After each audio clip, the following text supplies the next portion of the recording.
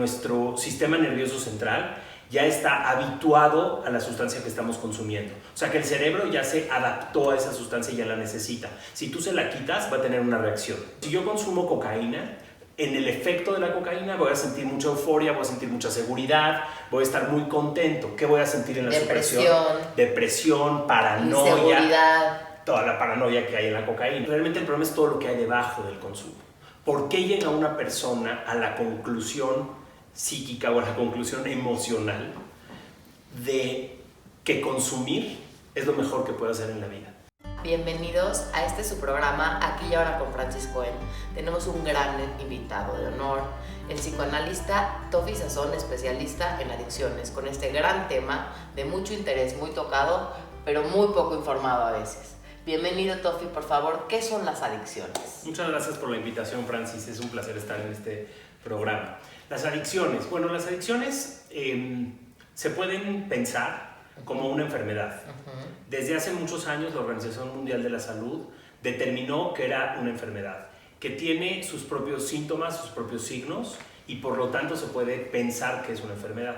Sin embargo, el concepto de enfermedad ha sido a veces malentendido y si quieres un poquito más adelante toco como el peligro de malentender el concepto de enfermedad. Sí. La adicción tiene principalmente, hay muchas formas de diagnosticarla.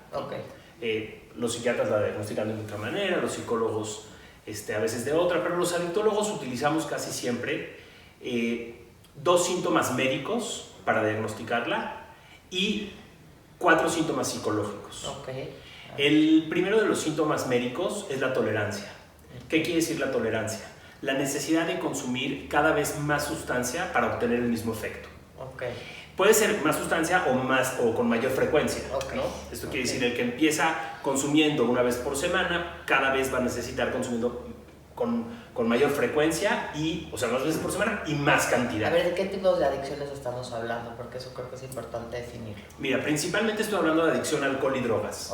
Aunque el alcohol es una droga legal, sí, pero normalmente se clasifica así, como adicción a alcohol y drogas. El concepto de adicción se ha popularizado bastante y hay adicción, se puede pensar en la adicción a la comida, al ejercicio, al sexo, al juego. Hay muchas otras adicciones, claro, pero cada una se tiene que pensar como por separado, no son todas iguales. ¿Por qué hablan tanto de adicciones a otras cosas? Porque el modelo de adicciones que rehabilita a tanta gente y que ayuda a tanta gente, que es el de los 12 pasos, se replica para otros diagnósticos. A veces funcionan y a veces no tanto, ¿no? Pero la verdad es que los 12 pasos para lo que más han funcionado es para alcohol y drogas. Te decía, el primero es la tolerancia, la necesidad de consumir más cantidad con más frecuencia para obtener el mismo efecto. O a veces ya ni el mismo efecto. Sí, tienen que pasar porque otra cosa. Las primeras ocasiones en que se consumen ciertas drogas te pueden dar un placer y un rush que después ya no obtienes nunca, ¿no? O sea que una vez que pruebas esa sustancia, tienes ese rush y que nunca más puedes volver a tener a pesar de lo que consumes. Puede ser. Hay personas que padecen la adicción que reportan eso, ¿no? Que te dicen, la tercera vez que consumí cocaína sentí algo increíble y nunca más lo volví a sentir. El segundo síntoma es la supresión. El síndrome de la supresión es otro síntoma médico y es como la muestra corporal de que no es. Normalmente es una reacción opuesta al efecto que te da la sustancia. Por ejemplo, si yo consumo cocaína, en el efecto de la cocaína voy a sentir mucha euforia, voy a sentir mucha seguridad, voy a estar muy contento. ¿Qué voy a sentir en la supresión? Depresión, paranoia. Inseguridad. Toda la paranoia que hay en la cocaína. Si yo consumo heroína, que a lo mejor siento una relajación enorme, un placer como de quedarse dormido, pues ¿qué va a pasar en la supresión? Voy a tener todo el cuerpo tenso, me duelen las articulaciones. Siempre en el síndrome de supresión nos va a cobrar, digamos, lo que nos da, el efecto que nos da la sustancia. Estos son los 2 síntomas médicos y el DSM-4 parte de estos síntomas. Los 4 síntomas psicológicos son: el primero, la obsesión. Una persona que tiene una adicción no puede dejar de pensar en el consumo, no puede dejar de pensar en la sustancia. ¿Cuánto alcohol va a haber? ¿Va a haber alcohol en la fiesta? ¿Cuándo voy a tomar? ¿Cuándo no voy a tomar? A veces no solamente es quiero tomar, a veces es lo voy a controlar, voy a tratar de no tomar. ¿Seré alcohólico o no seré alcohólico? ¿Tengo o no tengo un problema? ¿Tengo solamente mala copa? Pero la obsesión implica como muchos pensamientos y mucha energía alrededor de eso. Alrededor de cuánto consumir. O sea, ¿qué tanto en tu día ese pensamiento está alrededor del tema? Exactamente, en tu día o en tu vida completa. Sí. El segundo síntoma, y yo creo que es el más importante, yo podría decir que es el síntoma neural de esto, es la pérdida de control. ¿Qué quiere decir la pérdida de control? No poder controlar qué cantidad tomas o qué cantidad consumes, pero tampoco lo que haces estando intoxicado, ¿no? Porque el descontrol ahora sí que tiene grados, ¿no? No es lo mismo intoxicarte y tener mucha alegría y estar muy eufórico y pasarla bien, que intoxicarte y cometer una indiscreción, perder el control de los impulsos. A veces la agresividad aquí juega un papel fuerte, ¿no? En el control de los impulsos. Normalmente en el control de los impulsos, cuando se pierde el control de los impulsos, hablamos de los impulsos sexuales y agresivos, ¿no? Que es lo que se despliega de una forma pues, muy fuerte. Pero el síntoma más importante es el alcohólico o el paciente que tiene un problema con el alcohol va a tomar y no puede parar, no puede decidir. No hay voluntad. No hay voluntad y no está mintiendo. Bueno, puede ser que esté mintiendo, pero en esencia cree que lo va a controlar. Él sí dice la última y nos vamos. Él dice una más y ya, pero no puede hacerlo, ¿no? ¿Por qué? Porque su cuerpo se lo pide. Y bueno, hay muchísimas explicaciones a nivel neurológico que hoy sabemos de cómo es que la sustancia pide mayor sustancia. Esta es la pérdida de control, que te digo que es el síntoma pues, de los más importantes. El tercer síntoma psicológico es el consumo a pesar de las consecuencias adversas.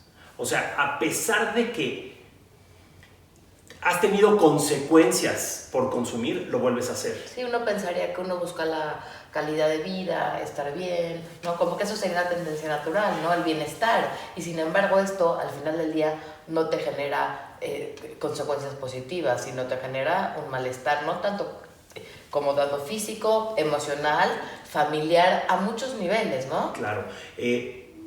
Lo que yo a veces pongo como ejemplo es, los seres humanos normalmente, si tocamos algo caliente, jamás lo volvemos a tocar, ¿no? Basta con saber una vez que esto está caliente para que en automático no lo vuelvas a hacer. La persona que tiene un problema de adicción tiene consecuencias, tiene accidentes, a veces pierde a su familia, pierde negocios, pierde familia, está deprimido y no alcanza a ver que el problema es la sustancia. Que eso tiene que ver con el cuarto síntoma, ¿no? Que es la negación. Pero en el tercero lo vuelve a hacer, lo sigue repitiendo, no aprende de la experiencia. Esto genera muchísima frustración en la familia, porque dices, es que no puede ser que no entienda, o sea, está viendo y no ve, ¿no? Pero está como dice, no es un tema de voluntad. No es un tema de voluntad. Entonces no es como que no quiere, porque hay mucha, pues hay mucho tema ahí en cuanto dicen, es que ¿cómo puede ser que no quiera y no está viendo lo que está pasando, las consecuencias que está teniendo, la familia que ya perdió, la casa que ya perdió? ¿Qué pasa? Y es ahí donde entra esta parte neurológica, en donde no es ahí que pasa. Hay toda una explicación atrás, que es donde esta información va a ser muy valiosa cuando, bueno, todos tenemos, yo creo, gente a nuestro alrededor que está en alguna adicción y que podemos no juzgarlo, entenderlo y desde ahí se trata multidisciplinariamente por eso. Claro. Porque desde ahí puedes generar esta compasión, esta empatía y ver que no es un tema de voluntad, porque la gente que es muy ordenada, muy organizada, que tiene voluntad y una vida que funciona, le es muy difícil entender a los adictos. Claro. Y hay mucho juicio desde ahí. Y cuando tú lo tratas desde este lugar en donde entiendes pues que es una enfermedad, que hay temas neurológicos que hoy en día gracias a los estudios podemos saber, entonces se trata diferente. Se trata diferente y lo complicado es el cuarto síntoma. A ver. Hay una distorsión en el pensamiento de la persona que tiene un problema de adicción. Y lo principal de esta distorsión es la negación. Esto es lo que hace complicadísimo, ¿no? A una persona le dicen, ¿tienes diabetes?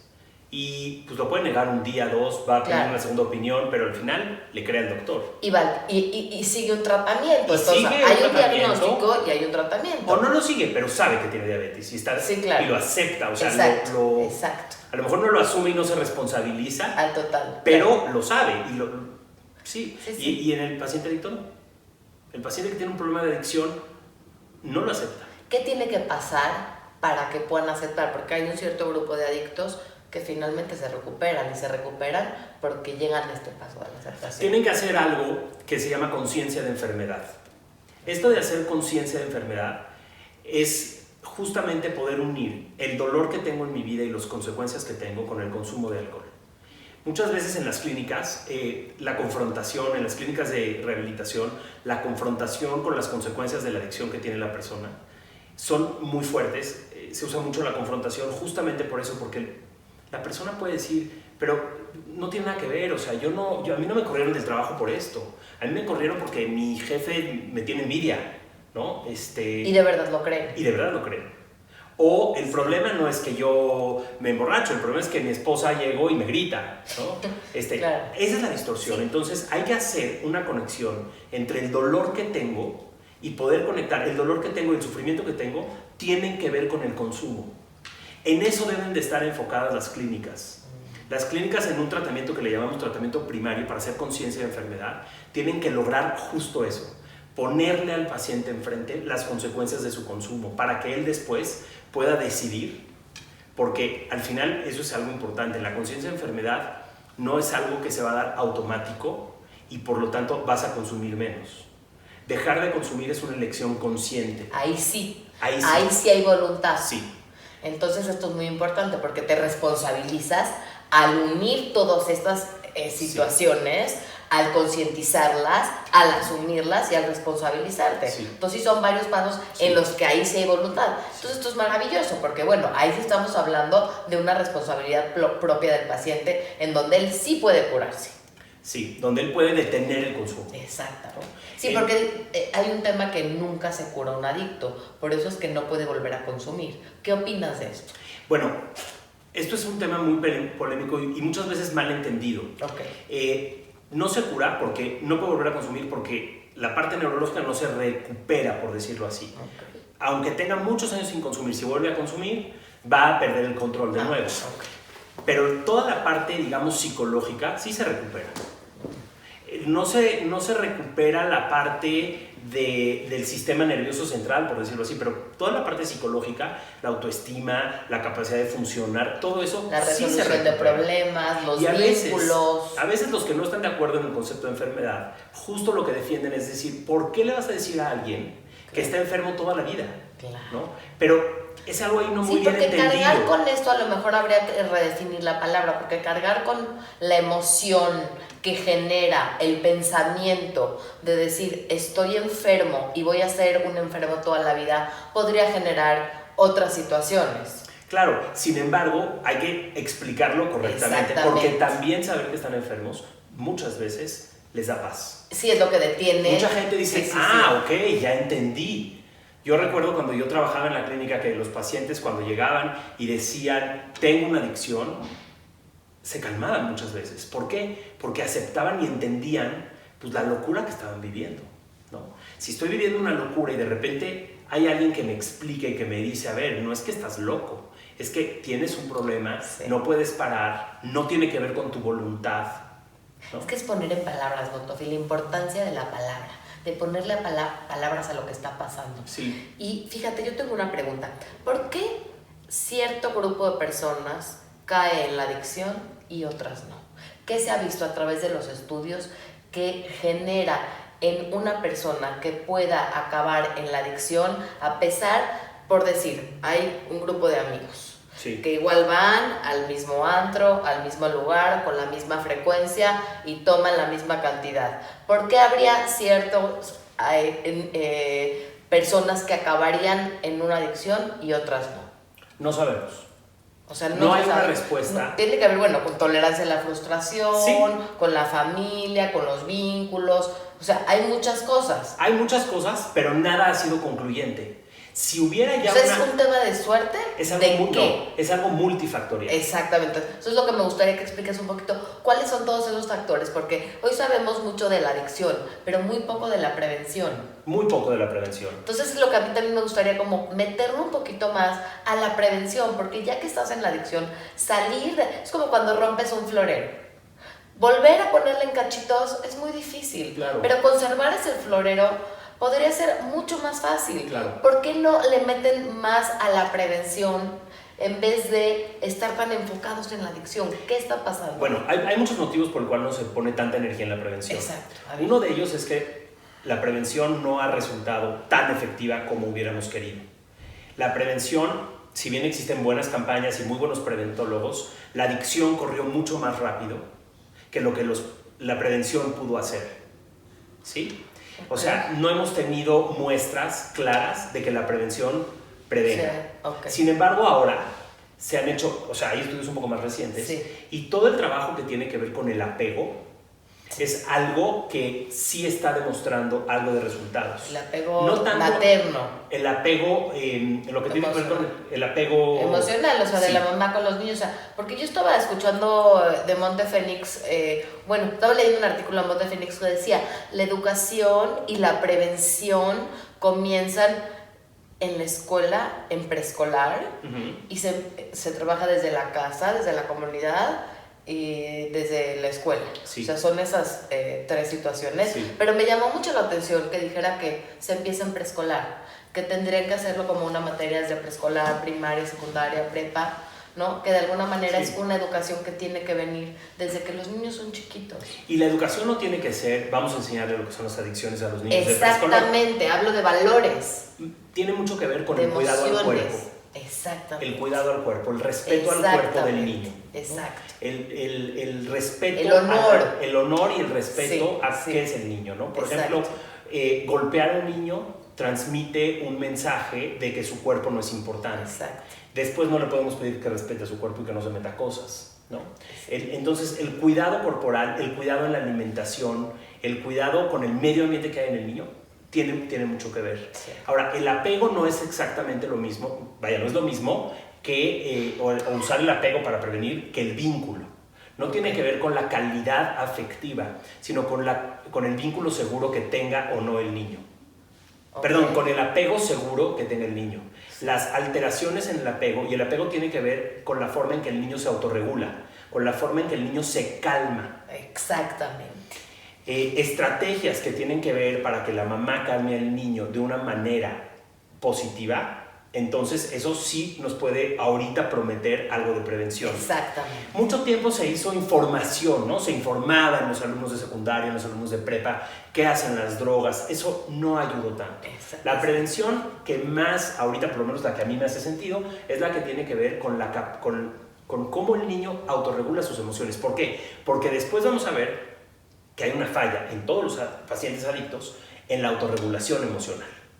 Bueno, en los pacientes adictos y en otros muchos pacientes podemos tener problemas con la autorregulación emocional. Tiene que ver con la tolerancia a la espera, con la tolerancia a la frustración, con que estamos viviendo una vida en que todo tiene que ser muy rápido, en que queremos todo, ¿no? O sea, en donde no hay, de alguna manera, como dijiste, ese respeto ni hacia afuera, ni hacia adentro. Y de alguna manera la adicción es como una anestesia. Y abajo de esto hay mucho dolor. Mucho dolor. Mucho dolor, hay mucho dolor mental, hay mucho dolor psíquico, hay una incapacidad de calmarse. Exacto. Y eso es muy angustiante. Exacto. Y la verdad es que las drogas sí dan una ilusión de calma. Esto es una palabra clave. Ilusión. Una ilusión de calma. Porque no calman. Temporalmente, cuando están bajo el efecto de la sustancia, sí hay una calma. Claro, sí, pero es una ilusión porque al final esa calma no se internaliza. No es una herramienta, no es una capacidad de calmarte que tienes. Sí. Necesitamos estrategias para que nos calmemos. Exacto. ¿No? Para calmar a nuestros hijos, para calmar a nuestros jóvenes y para calmarnos a nosotros. Que para mí me es muy importante las mamás que tienen niños chiquitos o la gente que está en contacto con niños chiquitos, que está escuchando este programa, que vea la importancia de lo que es el vínculo, la relación, la resolución de problemas, la validación de las emociones, Todo esto que se da de manera tan sutil parecería y tan de manera no verbal también, ¿no? De alguna manera no es lo que haces como mamá, sino es lo que eres como persona, y por eso estoy a favor del trabajo personal. Claro. ¿No? Porque creo que tiene que empezar con uno. Pero para no acabar en esto, que ahorita regresamos a las adicciones para no irnos a otro lado, ¿no? Pero este es solamente un síntoma de lo que está pasando con esta generación. Y hay un tema también, Francis, que no puedo hablar de adicciones sin hablar de esto, porque hoy se sabe que también está muy pegado, que es el trauma infantil. O sea, si tú dices, ¿cuál podríamos pensar hoy en el origen de las adicciones? Podríamos pensar, yo me atrevería a pensar, en los traumas durante la infancia. Claro. Las alteraciones en el apego, o las fallas en el apego seguro, podrían pensarse también como algo traumático. Hoy por hoy en las clínicas de Estados Unidos, en las mejores clínicas de Estados Unidos que tratan personas con problemas de adicción, utilizan el modelo del trauma. ¿Sí? Porque les parece que el trauma es una experiencia que inyecta, por decirlo de alguna manera, es como una inyección de un autoconcepto muy negativo de sí mismos. Sí, claro, tiene que ver con la autoestima, con la autoimagen, con sentirse no merecedores, con ir a buscar esto que tendrían que haber obtenido en casa en otros lados, sí. En donde de alguna manera, pues sí, una droga, el alcohol siempre está. Sí. Nunca te va a decir que no, nunca te va a rechazar, y generalmente pues son personas que han vivido de alguna manera mucho maltrato. Y volvemos al tema de la primera infancia, ¿no? Durante muchos años los psicólogos se quisieron salir un poquito de ahí, pero no. Pero volvemos a eso, sí, ¿no? Sí, hoy la volvemos importancia a ver de la primera infancia. Ahí es donde hay que invertir. Y sí, no es para preocupar, sino es nada más para hacer conciencia de en dónde hay que estar. Porque una vez que esa primera infancia está cubierta, lo que pasa después ya van a ser sus propias herramientas de esos niños que van a ser adultos, los que van a poder enfrentarse con este mundo. Pero cuando no hay esas herramientas, ya es muy difícil después. Es muy difícil. Yo a veces les digo, es como si me dices, ya me comí unos chilaquiles, ¿qué hago para no engordar? Sí. Pues ya te los comiste, ¿no? O sea, ya están adentro. Sí. Claro, podemos hacer cosas, pero los chilaquiles están adentro. Sí. Okay. Los padres podemos hacer mucho por los hijos, pero más podemos hacer cuando están niños, cuando están chiquitos. Sí. De repente empiezan a crecer y ya no tenemos mucha capacidad de hacer muchas cosas. Se te van de las manos. Pero a ver, regresemos a las adicciones, Tofi, que es tu fuerte. Sí. A ver, ¿qué más nos puedes platicar sobre las adicciones? Pues tocaste un tema que es importante sobre adicciones, que es el dolor que hay detrás, ¿no? Sería una mentira pensar que el problema es el consumo solamente. Exacto. El problema no es el consumo. Bueno, sí es el consumo, ¿no? Pero realmente el problema es todo lo que hay debajo del consumo. ¿Por qué llega una persona a la conclusión psíquica o a la conclusión emocional de que consumir es lo mejor que puede hacer en la vida? Ya me contestaste mi pregunta que te dije, ¿por qué hay un grupo de chavos que van a los mismos lugares y consumen lo mismo y unos acaban siendo adictos y otros no? Por el dolor que hay abajo. Por el dolor que hay abajo, claro. Es ahí. Hay dolor emocional, hay dolor, dolor emocional. Pero no sabemos, porque es multifactorial. Claro que, o sea, hay estudios de genética que se defienden y que tratan de decir que es algo genético. Pero también, claro que también, si venimos de generaciones donde hay bisabuelos, abuelos y papás alcohólicos, bueno, yo creo que tener un poco más de respeto con las sustancias. Si venimos de familia alcohólica, bueno, pues ya la piensas más para ver qué tanto le entras al alcohol, ¿no? Claro. Y mira, también es algo en donde el alcohol, yo no sé si te has fijado, en cualquier celebración está el alcohol. Claro. Entonces, de alguna manera es algo muy social. Y hoy en día las drogas cada vez están tomando más lugar también. Falta poco para que las legalicen. Sí, es algo muy social. Hay mucha presión por tomar, pero también hay mucha presión por no perder el control. Porque la presión social te dice, toma, pero no vomites aquí, O sea, no pierdas el control, tienes que aguantar muchísimo. Pero no es agradable el borracho que está tirado en el sillón, que está vomitado, que está a veces orinado. O sea, sí hay mucha presión, pero no es aceptado toda la parte del alcoholismo, ¿no? Claro. Incluso la gente que entra a recuperación muchas veces, la queja que tiene es, la gente no me cree que tengo un problema, ¿no? Salgo de recuperación, no quiero tomar, y los primeros mis amigos lo primero que me dicen es, ay, si tú no eres alcohólico, ay, ya te lavaron el cerebro, ay, ¿cómo crees? ¿No? O sea, sí, hay mucha presión de tomar. Entonces habría que hacer como una red de apoyo, ¿no? En donde también estuvieran integrados. 100%, la familia tiene que estar integrada en el tratamiento. Y saber todo lo que está pasando, todo lo que hay alrededor, ¿no? De alguna manera, para que el apoyo sea también, así como el tratamiento fue multidisciplinario, no se acaba cuando salen de la clínica, sino esto es toda una vida en la que tienen que tener esa red de apoyo.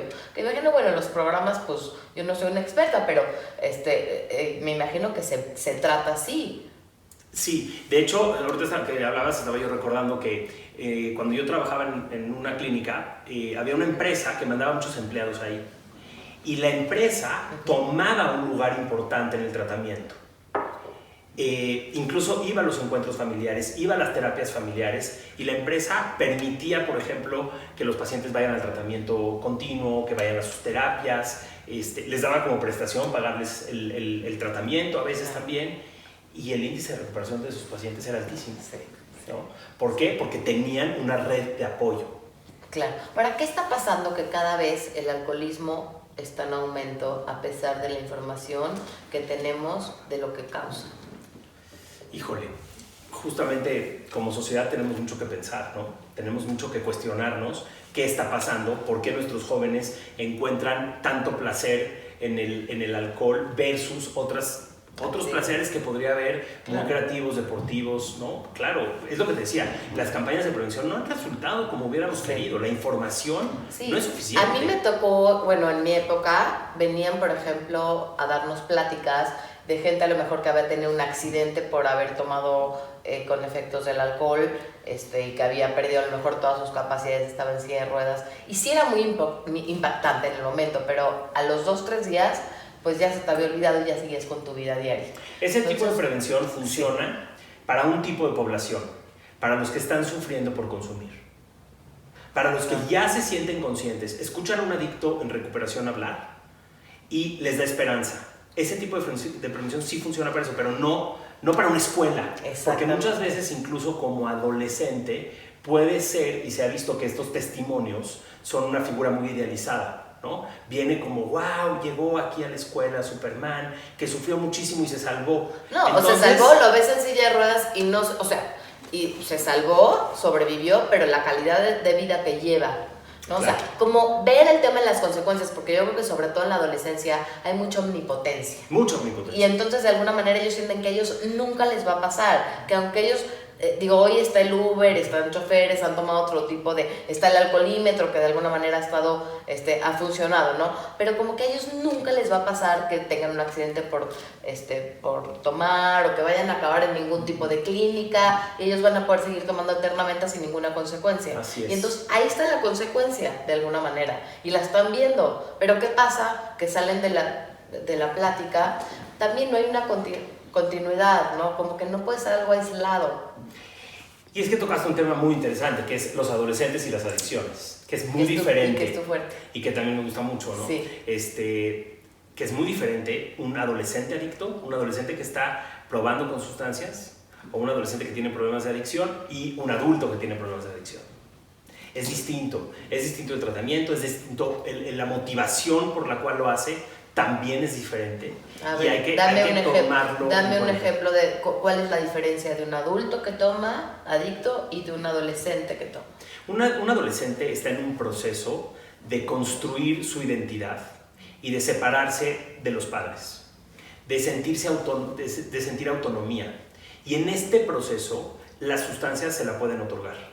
Okay. Otra vez la ilusión, ¿no? Sí. En este proceso, claro, decir, este es mi cuerpo, yo hago lo que quiera, aquí encuentro placer. Y la rebeldía. La rebeldía, hago lo opuesto a lo que esperan de mí. A lo que mis papás quieren. Los adolescentes tienen una necesidad muy importante de generar una experiencia en los padres. Eso les ayuda, que es la experiencia de no ser comprendidos. Okay. Cuando ellos se sienten no comprendidos, hay algo en ellos que forja su identidad. Se reafirman. Sí. Entonces los papás pues, nos podemos volver locos, ¿no? Porque dicen, bueno, ¿qué pasa? Pues es que si tú dices blanco, el adolescente puede decir negro porque necesita desquiciarte.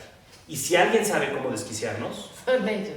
Son nuestros hijos. Porque saben perfectamente cuáles son Sí, nuestros claro. puntos Sí. débiles, ¿no? Y en 2 minutos te desquician y eso les da mucho placer. Les da un placer y les da una sensación de ser autónomos. De hecho, te comento, Francis, yo tengo una página de internet que se llama conéctatecontushijos.com, donde ofrezco 2 cursos virtuales. Son dos cursos en línea. Y la gente, la gente que se inscribe puede ver los videos en el momento que quiera. Son videos míos dando...